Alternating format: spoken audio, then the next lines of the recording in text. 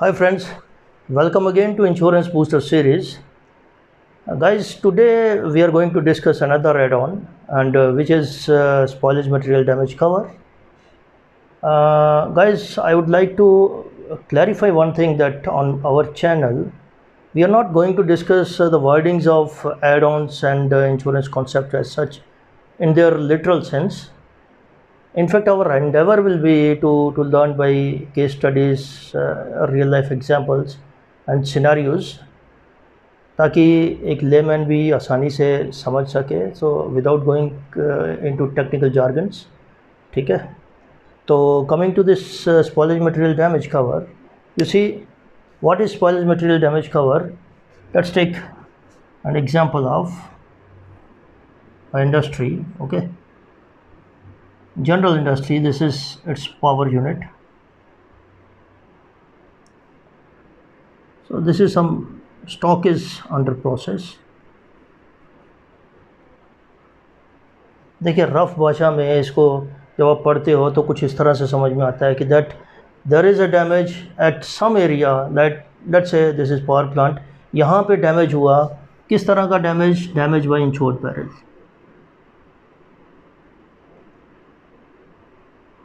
Okay, it has occurred at this place. ठीक है, ये सप्लाई करता है पावर को यहाँ पे. ठीक है, there is a damage by insured peril at power plant. Okay, there is no direct damage on this block. ठीक है, where stock is under process. Okay, however due to the damage by insured peril at power plant there is interruption of power, okay, to this block, due to which ये जो stock है, ठीक है, under process, ये damage हो गया. ठीक है, साथ ही मशीनरी डैमेज होगी. That is paid under your spoilage material damage cover. ठीक है, तो ये तो है आपका एड ऑन क्या कहता है. ठीक है, इसका एक प्रैक्टिकल सिनेरियो या रियल लाइफ एग्जांपल एक बताते हैं. ठीक है, उससे क्लैरिफाई हो जाएगा. ठीक है, देखिए, जनरली ये केमिकल प्लांट्स में रहता है, डेयरी प्लांट में भी हो सकता है आपका.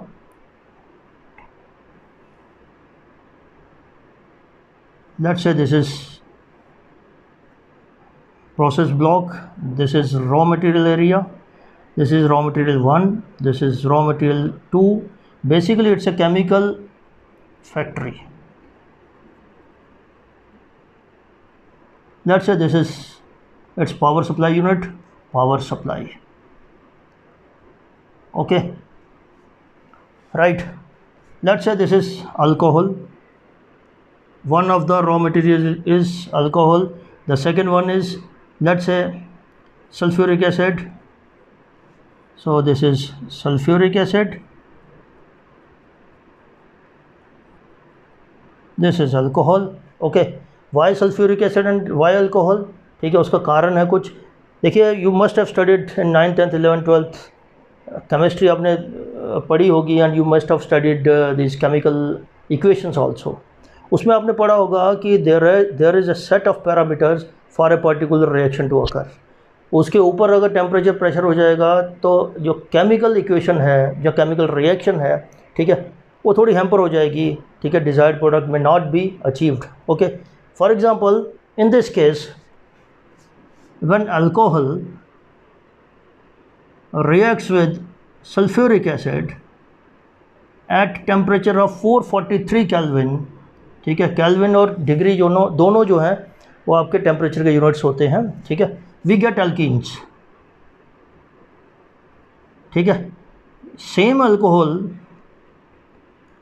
Same sulphuric acid, but the temperature is different which is 413 Kelvin.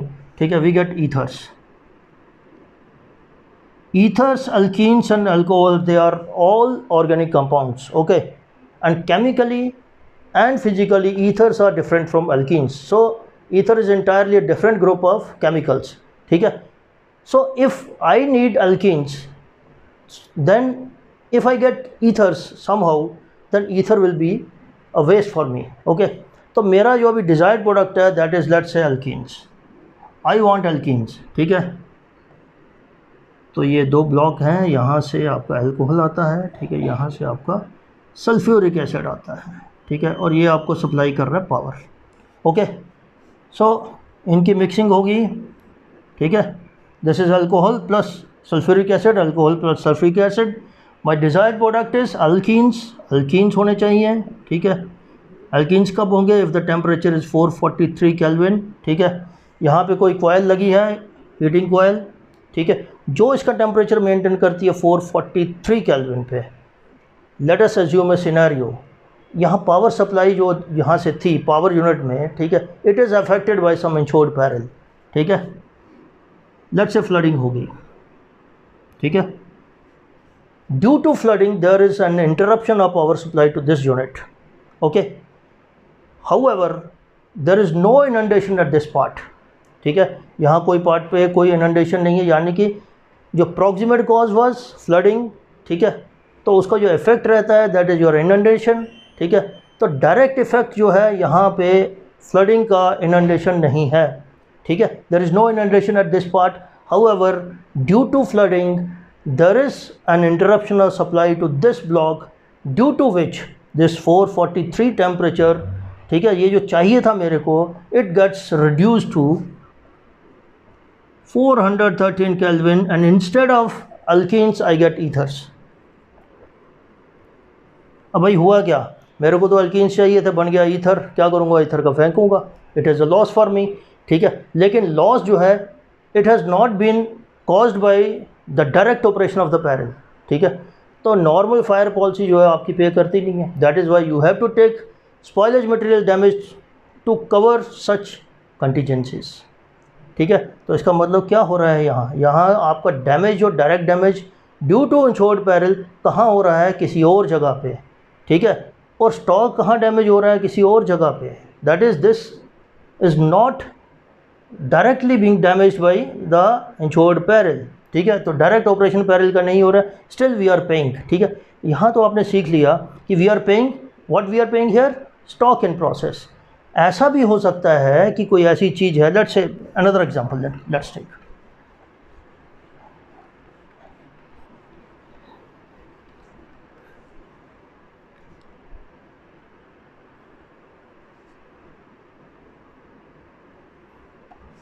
this is power supply. Now let's say this is polymer factory, okay. तो एक पॉलीमर है, ठीक है, उसकी यहाँ हीटिंग होती है, ठीक है, और फिर यहाँ से आके वो यहाँ एक्सट्रूजन मशीन से यहाँ इसको निकलना है, ठीक है, एक्सट्रूजन प्रोसेस,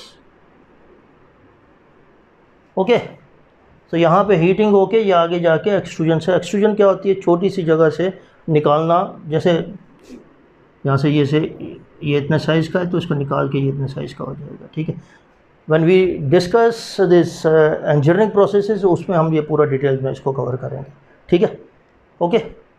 तो ये जो पॉलीमर है ये यहाँ हीट हो रहा है, ठीक है, अब ये जाके यहाँ से निकल रहा है, ठीक है। This is a small hole, ठीक है, दिस इज़ एक्सट्रूजन मशीन, ठीक है। एक्चुअल एक्सट्रूजन मशीन तो डिफरेंट होती है, ये जस्ट उसका लेआउट है, एक लाइन डायग्राम। तो अब क्या हुआ कि due to flooding over here, ठीक है, यहाँ अर्थक्वेक आ गया पावर सप्लाई यूनिट पे, तो यहाँ पे डैमेज हुआ डायरेक्ट, किसका? इंश्योर्ड पैरल का। पावर सप्लाई इसको जो है वो हैम्पर हो गई, एंड ड्यू टू विच, ठीक है, इसका टेम्परेचर जो है, टेम्परेचर रिड्यूस हो गया पॉलीमर का, ठीक है।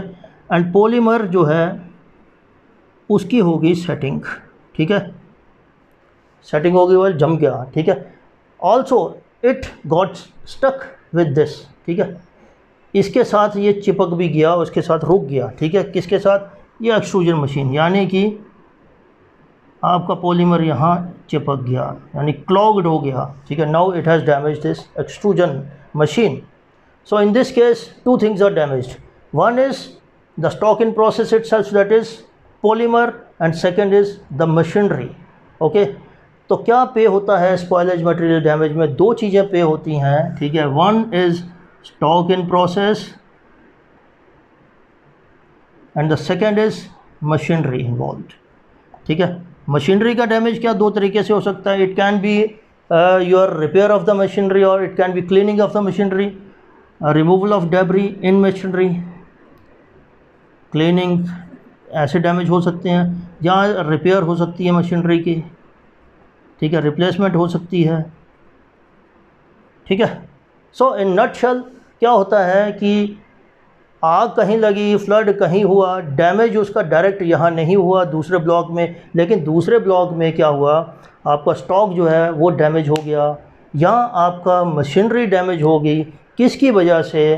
कि आपके due to the event of this operation of insured peril, आपकी यहाँ कोई प्रोसेस क्या हुई, रुक गई, कम हो गई या स्टॉप हो गई, जिसको सेसेशन, रिटार्डेशन एंड स्टॉपेज ऐसा करके आपकी वर्डिंग में लिखा होगा, ठीक है, वो हो गई। And due to which there is a damage to stock और the machinery, that damage will be paid under your spoilage material damage cover.